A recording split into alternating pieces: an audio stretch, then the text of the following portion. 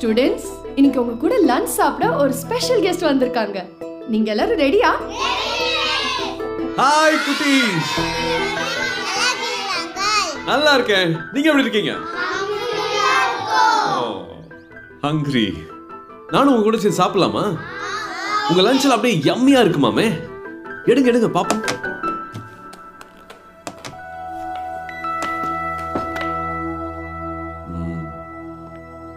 நம்ம மட்டும் நல்லா ஹெல்தியா சாப்பிட்டு நம்மளை சுத்தி இருக்கிற எல்லாத்துக்கும் விஷத்தை போட போறோம்ல. ஆமா, நம்ம எல்லாரும் யூஸ் பண்ற சிங்கிள் யூஸ் பிளாஸ்டிக்ஸ் எல்லாமே விஷம்தான். எங்க நீங்க ஒரு தடவை மட்டும் யூஸ் பண்ற பிளாஸ்டிக்ஸ் எடுத்து வந்து நீங்க போடுங்க பாப்போம்.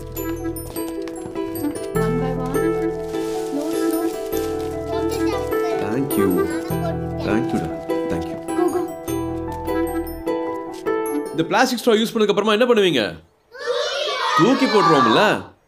தூக்கி போட்டதுக்கு அப்புறமா இந்த பிளாஸ்டிக் ஸ்ட்ரா எங்க போகும், என்ன பண்ணுன்னு தெரியுமா? நம்ம அசால்ட்டா தூக்கி போற பிளாஸ்டிக் பொருட்கள்லாம் நம்ம வீட்டுக்கு வெளியில இருக்கிற குப்பையிலயோ இல்ல நிலத்திலயோ இல்ல கடல்லயோ போய் சேரும். மண்ணுக்கு போன பிளாஸ்டிக் குப்பைகள் 500 வருஷம் ஆனாலும் மக்காம அப்படியே இருக்கும். ஆமா செல்லம், அது மண்ணோட வளத்தை பாதிக்கும், புதிய செடிகள்லாம் வளர்றதை தடுக்கும், குடிக்கிற தண்ணியை விஷமாக்கிரும், காத்து மாசுபடும், அப்புறம் நமக்கு மூச்சு விடுறதே கஷ்டமாயிரும். அப்புறம் நம்ம தெருமுனையில் இருக்கிற குப்பை தொட்டி வரைக்கும் போயிட்டு குப்பையை உள்ள போடாம ஸ்டைலா வெளியே தூக்கி போடுவோமே. அந்த குப்பைகள்லாம் நம்மளை சுத்தி வாழ்ற ஆடோ மாடோ நாயோ தெரியாம சாப்பிட்டா அதுங்களோட ஆரோக்கியம் பாதிச்சு அதுங்கெல்லாம் இறந்து போக கூட வாய்ப்பு இருக்கு. அதே மாதிரி கடலுக்கு போற இந்த மாதிரி பிளாஸ்டிக் குப்பைகள் எல்லாமே கடல்லையும் மக்காம துகள் துகளா மாறும். கடல் இருக்கிற மீன்கள் எல்லாம் அதை சாப்பிட்ரும். கடைசியா அது நம்ம சாப்பிட்ற தட்டுக்கே வரும். அதை நம்ம சாப்பிட்டா உடம்பு சரியில்லாம போகும். அப்புறம் பெரிய ஊசி எடுத்து சபாக். சோ நம்மளை சுத்தி இருக்கிற எல்லா இடங்களையும் பிளாஸ்டிக் குப்பைகளை போட்டு அசுத்தப்படுத்தினா ஒரு நாள் நம்ம சுற்றுச்சூழல் மொத்தமும் குப்பமேடா மாறிடும். குட்டீஸ், நீங்களே சொல்லுங்க, இவ்வளவு கெடுதல் தர சிங்கிள் யூஸ் பிளாஸ்டிக்ஸ் நம்ம யூஸ் பண்ணலாமா?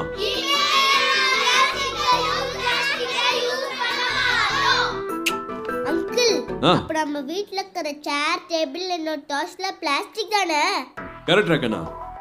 எல்லா பிளாஸ்டிக்குமே ஆபத்தானதான். ஆனா நீங்க சொல்ற மாதிரி சேர், டேபிள், டாய்ஸ் இது எல்லாமே ரீசைக்கிள் பண்ணி திரும்ப திரும்ப யூஸ் பண்ணலாம். ஆனா கரெக்டா ரீசைக்கிள் பண்ணும். அப்படி பண்ணாட்டி அதுவும் தப்புதான். சூர்யா அங்கிள், அப்ப எந்தெந்த பிளாஸ்டிக் பொருள் எல்லாம் நாம கண்டிப்பா யூஸ் பண்ண கூடாது? எங்க பூச்சிடாம சேருங்க பார்க்கலாம். ஓகே மேடம், நம்ம பயன்படுத்தவே கூடாதுங்கிற பிளாஸ்டிக் பொருட்கள் நிறைய இருக்கு. உணவு கட்ட பயன்படுத்துற பிளாஸ்டிக், உணவு மேஜை மேல் விரிக்கப்படுற பிளாஸ்டிக், பிளாஸ்டிக் பூசப்பட்ட பேப்பர் தட்டுகள், பிளாஸ்டிக் தட்டுகள், பிளாஸ்டிக் கோப்பைகள், பிளாஸ்டிக் தேநீர் கோப்பைகள், தெர்மோகோல் கோப்பைகள், தெர்மோகோல் தட்டுகள், தண்ணீர் பொட்டலங்கள், வாட்டர் பேக்கெட்ஸ், பிளாஸ்டிக் உறிஞ்சி குழல்கள், பிளாஸ்டிக் பூசப்பட்ட அனைத்து வகை பைகள், பிளாஸ்டிக் கொடிகள், நெய்யப்படாத பைகள், இதுல எதையுமே நம்ம கண்டிப்பா பயன்படுத்தக்கூடாது. ஐயோ, இனிமேட்டடா எப்படி ஸ்டாப் போடாம எண்ணி குடிப்பேன்.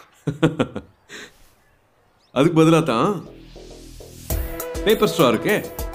இந்த மாதிரி எத்தனையோ மாற்று பொருட்கள் இருக்கு. வாழை இலை, பாக்குமர மட்டை, அலுமினியத்தாள், காகித சுருள், தாமரை இலை, கண்ணாடி அல்லது உலோகத்திலான குவளைகள், மூங்கில் மற்றும் மரப்பொருட்கள், பேப்பர் ஸ்ட்ரா, துணி பைகள், காகித கொடிகள், துணி கொடிகள், பீங்கான் பாத்திரங்கள், மண் கரண்டிகள் மற்றும் குவளைகள். இதெல்லாம் தானே பிளாஸ்டிக் வரதுக்கு முன்னாடியே நம்ம யூஸ் பண்ணிட்டு இருந்தோம்.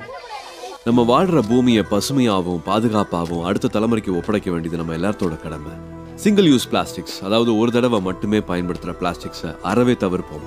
நிறைய மரங்கள் வளர்ப்போம், பசுமைக்கு வழிவகுப்போம். நாங்க